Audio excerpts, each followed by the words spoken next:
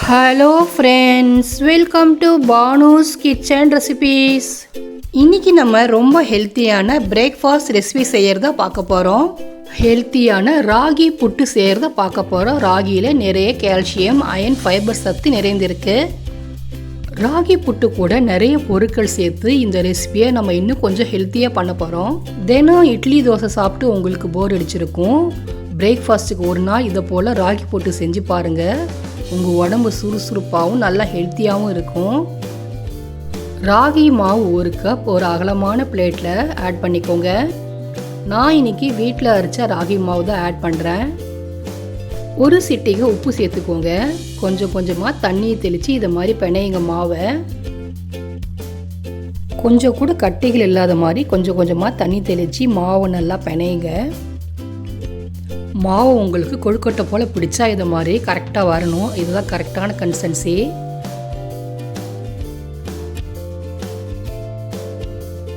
இந்த அளவுக்கு மாவு பிணைஞ்ச பிறகு பிணைஞ்ச மாவை ஒரு மிக்ஸி ஜாருக்கு மாற்றிக்கோங்க. மிக்சியில் ஒரு வாட்டி இந்த மாவை அரைச்சிருங்க. அரைச்சிட்டு ஒரு பிளேட்டுக்கு மாற்றிக்கோங்க. இது போல் இந்த மாவு அரைக்கிறதால புட்டு உங்களுக்கு நல்லா சாஃப்டாகவும் நல்லா மணல் மணலாகவும் இருக்கும். ஸ்டீமர் பிளேட்டில் நெய்யை தடவி விட்டுடுங்க. தடவி விட்டுட்டு நம்ம பிணைந்த கேழ்வரகு மாவை ஆட் பண்ணிக்கோங்க. இன்றைக்கி நம்ம இட்லி பாத்திரத்தில் வேக வைக்க போகிறோம். இட்லி பாத்திரத்தில் தண்ணி சூடான பிறகு அந்த பிளேட்டை வைங்க. மூடி போட்டு மூடி கேழ்வரகு மாவை 10 நிமிஷம் வேக வைங்க.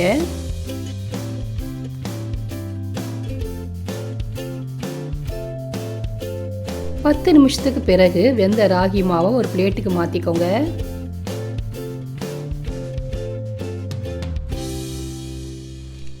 வெந்த கேழ்வரகு மாவு சூடாக இருக்கும் போது ஸ்பூனால் இது மாதிரி உடச்சி விட்டுருங்க. கட்டைகள் இல்லாத மாதிரி.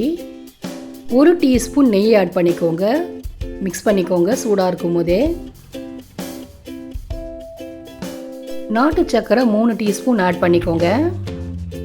நம்ம நாட்டு சர்க்கரையை குறைவாக சேர்க்குறோன்னா பழங்கள்லாம் சேர்க்க போகிறோம். பழங்களில் கொஞ்சம் இனிப்பு இருக்கும். அதனால் உங்களுக்கு நாட்டு சர்க்கரை குறைவாக போடுங்க. இப்போ கலந்து விட்டுக்கோங்க. உங்களுக்கு இனிப்பு அதிகமாக தேவைப்பட்டால் கூட நாட்டு சர்க்கரை ஆட் பண்ணிக்கோங்க. மிக்ஸ் பண்ண பிறகு திருவிய தேங்காய் ஆட் பண்ணிக்கோங்க.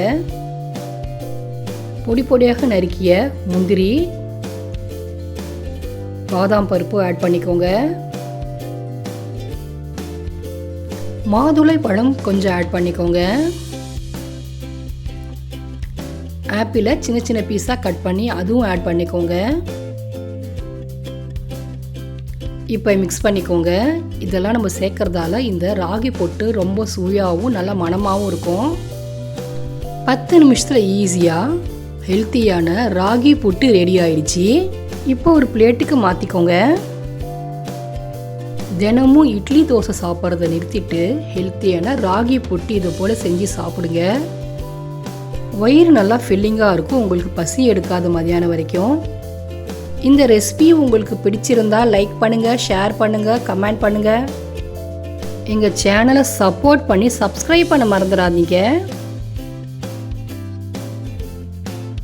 அடுத்த ரெசிபியில் உங்களை அனைவரும் பார்க்கலாம் ஃப்ரெண்ட்ஸ். பாய்.